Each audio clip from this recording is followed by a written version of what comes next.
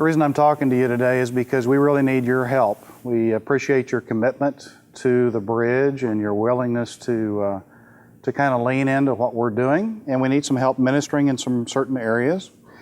We've really been doing this connecting to God piece really well for the past 3 years, and but the connecting to people thing, we're realizing that we probably have more work to do there.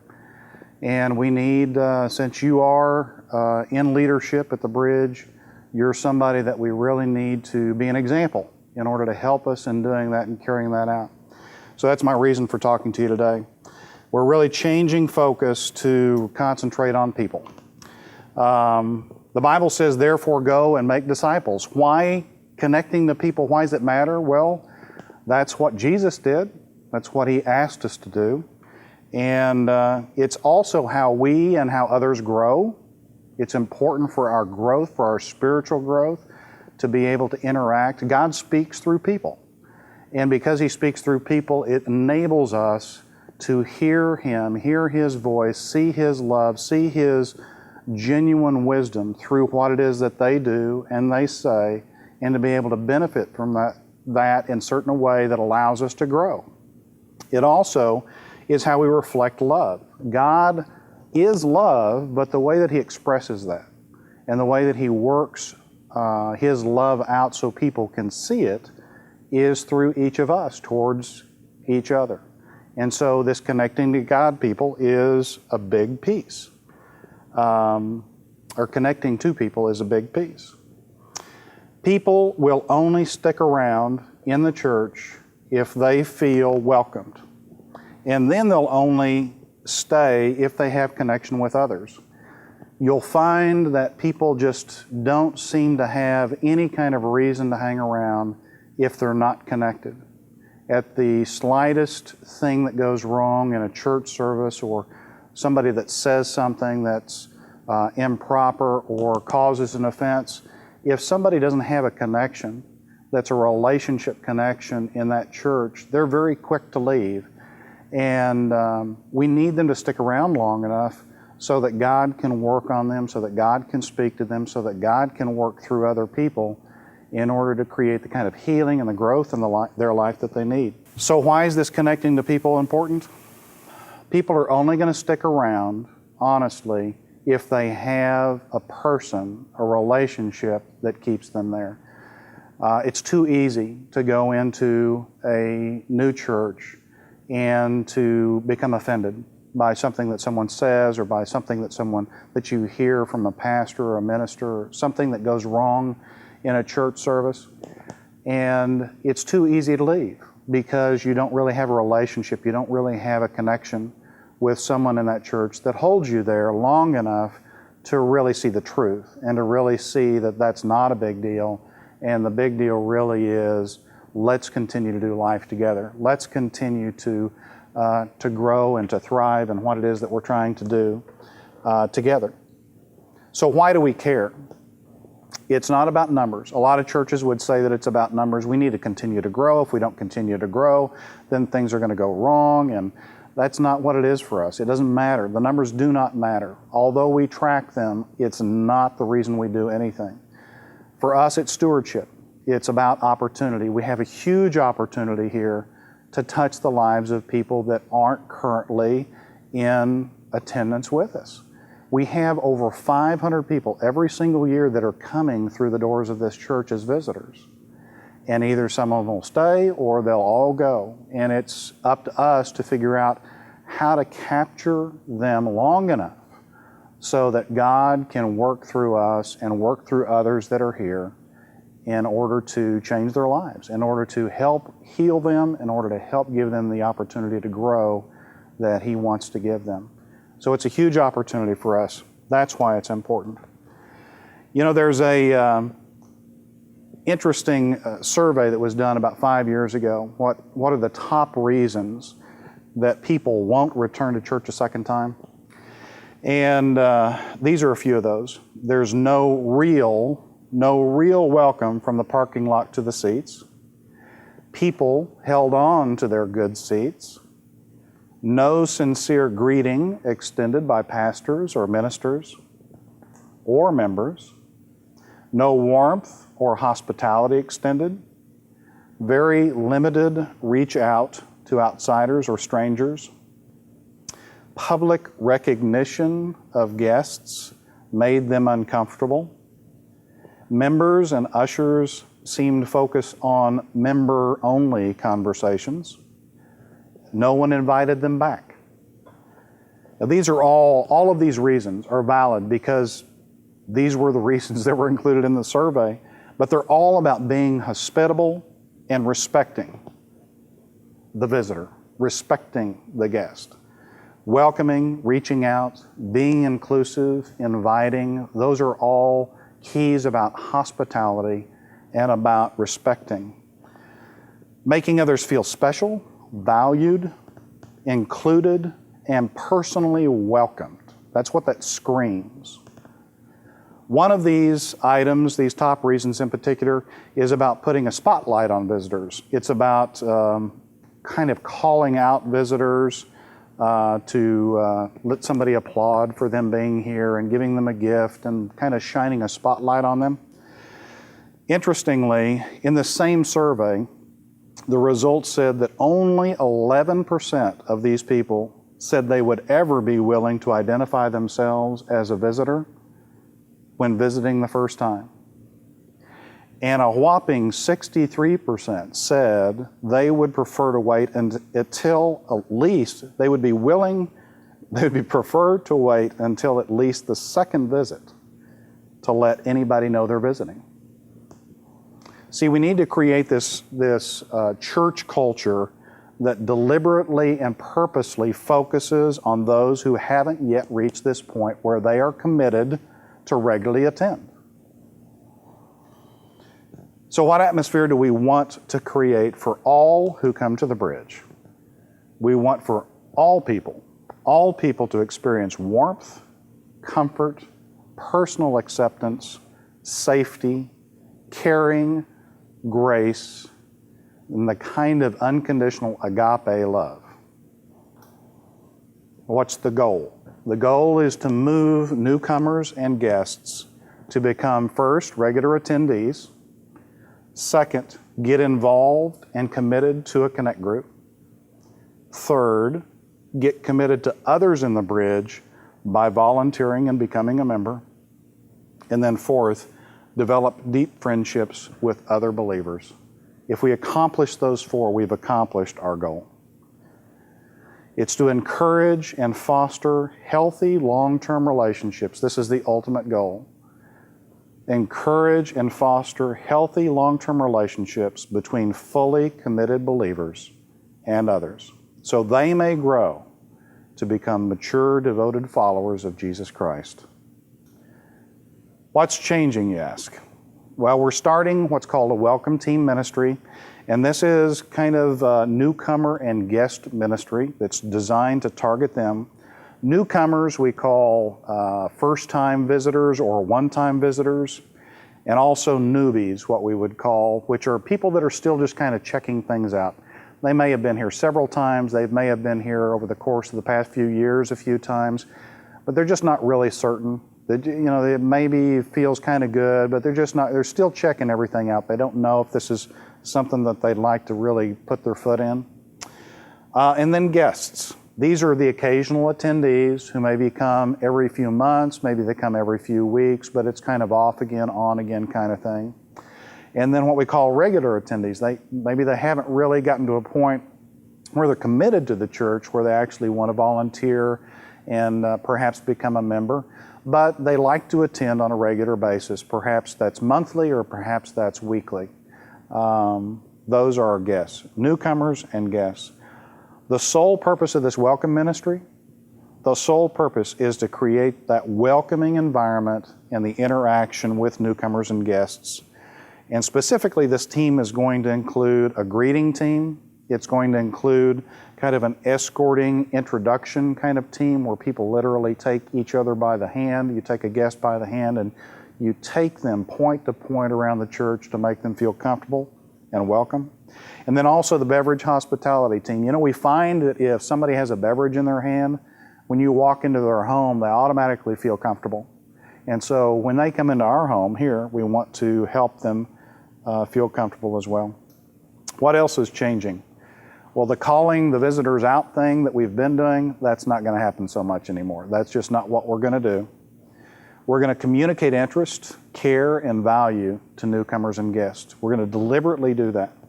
We're also creating multiple interaction with visitors before service, during service, and after service.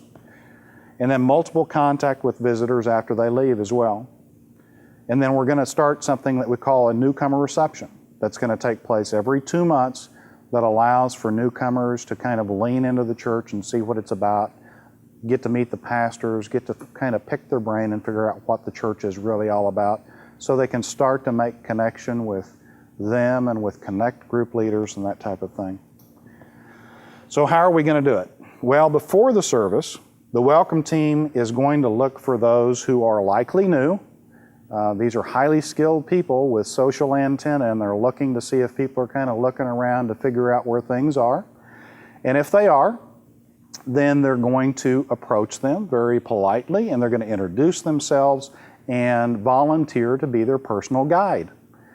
And so they're going to stay with them. The idea is they stay with them until they actually get to the auditorium.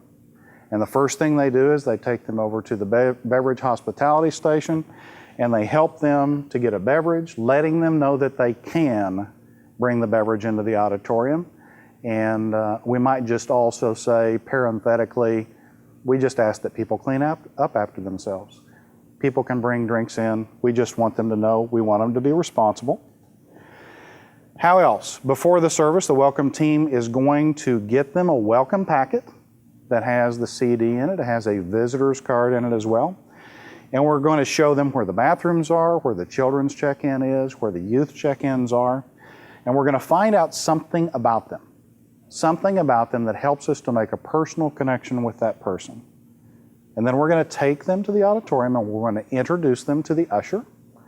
And the usher, therefore, is going to take them to the next stage. But then you need to say, before you let them go, this is where I'll be seating during the auditorium, and this is where I'll be after the auditorium. Please, if you have any needs, if you have any questions at all, please feel free to just come grab me. I'll be glad to help you. Okay? That gives them an easy way to come find you again. Also, before the service, the ushers will then remain facing the doors. They're going to greet with a smile and a handshake, so that they can see your face, they can see your badge, they can see who you are, they can see that they're supposed to find you. You're going to greet them with a handshake and a smile. You're going to be looking for newcomers and guests yourselves. And then you're going to welcome them and ask if they are front, middle, or kind of back seating type of people. And then you're going to find them a great seat, the seat that they would want to be, escort them to that. And then, around them, introduce them to people. You may not know those people that are sitting around them, but that's okay. You know this person's name that you just met. So you can say, hey guys, I'd like you to meet Joe. I just met Joe. He's a new guy here, and I'm sure he'd love to meet you. And I'm sorry, I probably should know your names, but I don't.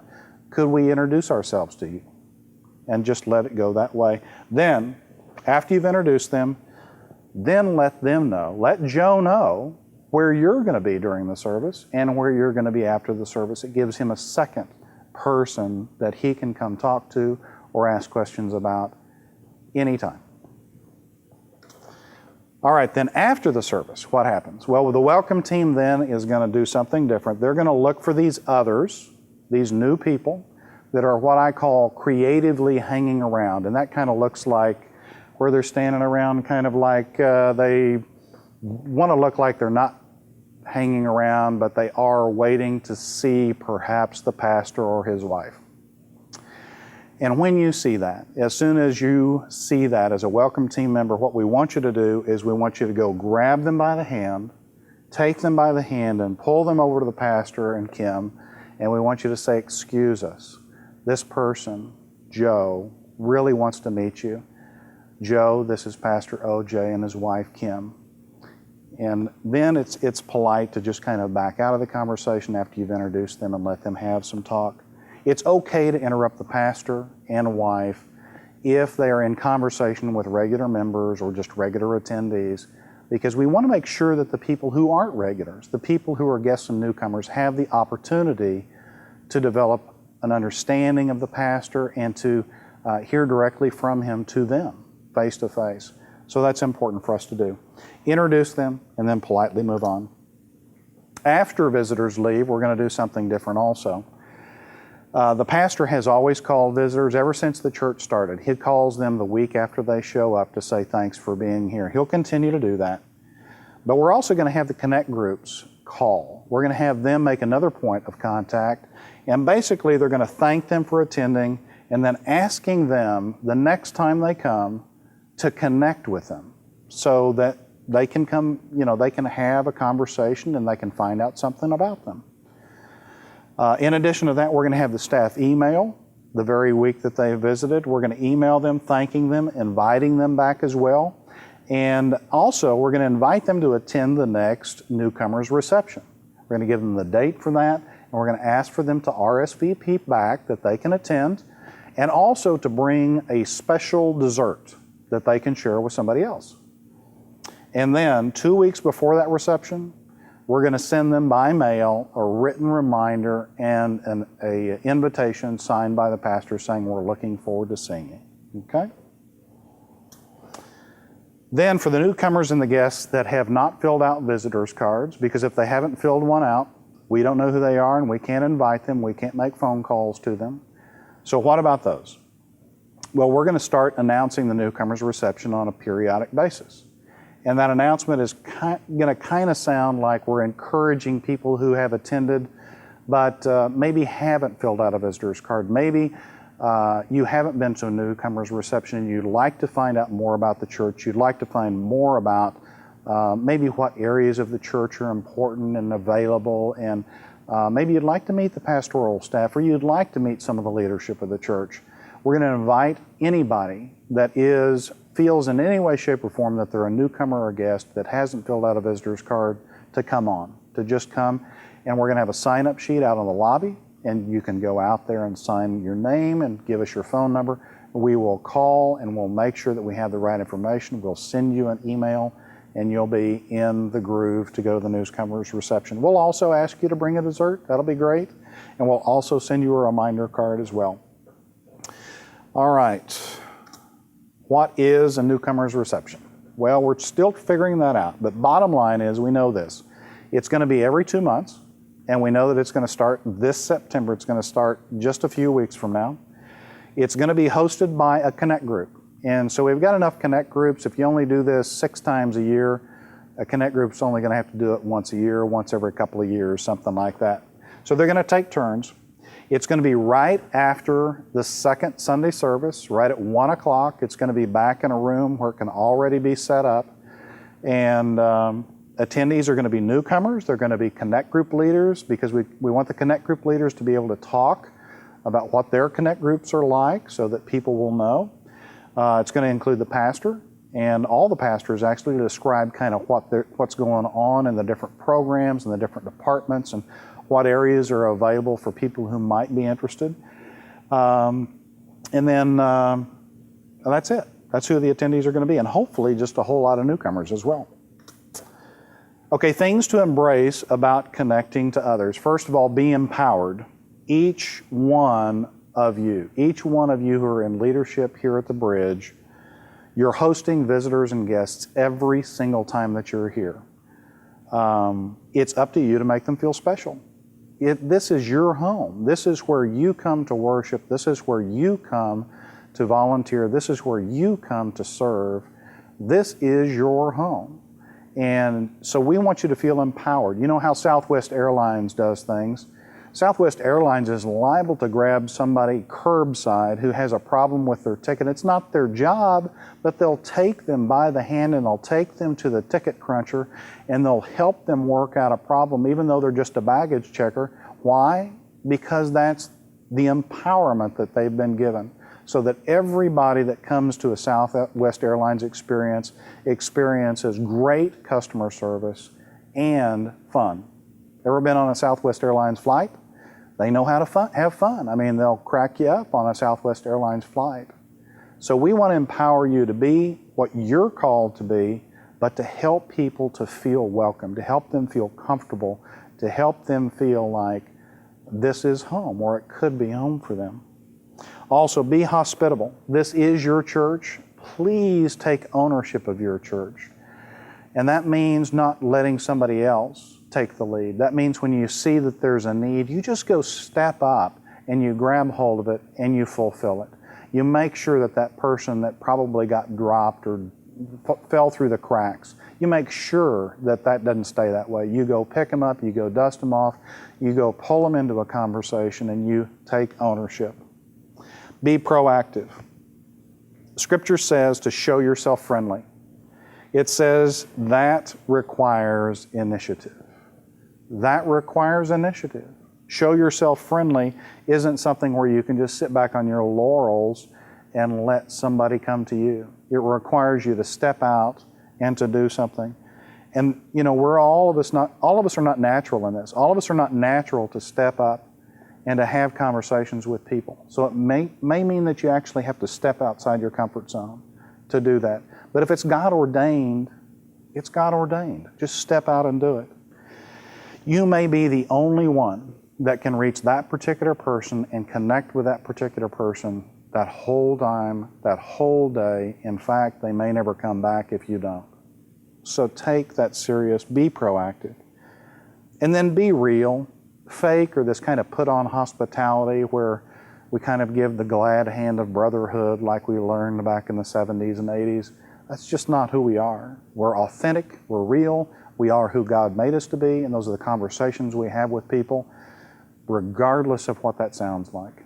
But be real. That's very attractive to people because it's not what they commonly get when they go to church. It's not commonly what they get when they're in social environments. We want to be seen who we really are, so be real. So how do we, meaning you, the leadership, help? So when you're here, become a part of the welcoming effort. It's not just up to the new welcome team to do this. Whether you're just attending or you're serving as an usher or some other department, help newcomers and guests feel valued, welcomed, comfortable, and included. Also, if you have a white badge, if we've already given you one, every time you're in these doors, I want you to wear it. Wear the white badge. Because what that does is it gives them a clue. We're going to say it from the platform. Look for somebody with a white badge.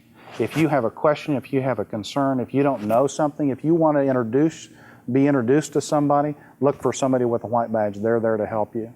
So that gives them lots of points of contact to find somebody and to say, hey, whatever the name is, I'm Joe, and I really need to talk to somebody about this. It gives them an easy way to do that. So please wear your white badge when you're here, even if you're just attending. Also, during the meet and greet part of the service, when pastor says, let's just take some time and meet somebody that you don't know, please look for somebody that you don't know. Don't just shake hands with your wife. Don't just shake hands across the aisle. Go find somebody whose face you really do not know the name of and go shake hands with them. If everybody in leadership does that, there will never, ever be anybody left out. Everybody will have somebody shaking their hand and saying, hi, I don't know who you are. Tell me something about you. That's what those times are like. And if everybody does that, that meet and greet time might take some time. But you know what? That's what we're about. It's about connecting to people. Also, at the very least, if you don't do anything else, if you see somebody new, invite them back. Don't do anything else. If you see somebody new, invite them back. You can just go say hi and introduce yourself, or if you're reintroducing yourself, that's cool too. Ask if you can answer any questions that they have, and also let them know how much you appreciate getting to meet them, and then say something important. Remember this. I hope you'll come back. If you do, please find me so we can talk or connect or go play golf or have coffee or whatever. Maybe we could visit and I could introduce you to some of my other friends. That puts them in a unique category when you say that. It will be something they will remember. After service, look for someone. Look for someone you just met and strike up a conversation. Try to pull newcomers into your conversations with your friends and with your family to help them feel included. And then if you hit it off, try to pull them into your world, like, for instance, invite them to your Connect group. It's important that if you hit it off, you don't just leave it lying there, that you actually take it to the next level so that they have an opportunity to get into your world as well. So why Connect groups? What's the big deal about Connect groups? What are they for? Well, they are to develop trusting relationships with others. They should be authentic, giving, loving, encouraging, and supportive to each other. And they're to minister to each other personally from a place of love, trust, and understanding. And they're from a common foundation of love for and a trust in the Lord, allowing us to live life together. So the leadership challenge is this. Are you in a Connect group? Are you in a Connect group? And if you're not, join one. And if you've tried to find one and you just can't find one, then start one. And we'll help you, but you need to get in a Connect group. You choose, join one or start one. And then another challenge, volunteer. Volunteer for the welcoming team, and that could be as a greeter. It could be as kind of this escort introduction group, or it could be as the beverage hospitality group. Or you can volunteer as an usher. All these are hugely important. All of these are direct interaction with visitors and guests, with newcomers. Before you go, I just want to make sure that you understand we really are thankful. We're thankful for your commitment. We're thankful for your being with us. We're thankful for you being a part of who we are at the Bridge. We sincerely do honor that in you, and we want for you to come along with us. This is a big deal for us, to move away from this connecting to God piece, not really away, but to expand it in such a way where we're really reaching out to others. That's huge for us. And it's risky for us too, because it's different. But this is who God has called us to be. He's called us to be connected to each other, and we're so committed to that. We know that you're committed to us, and we just want you along for the journey. We thank you for being with us. Thank you for being a part of the Bridge. Just come along.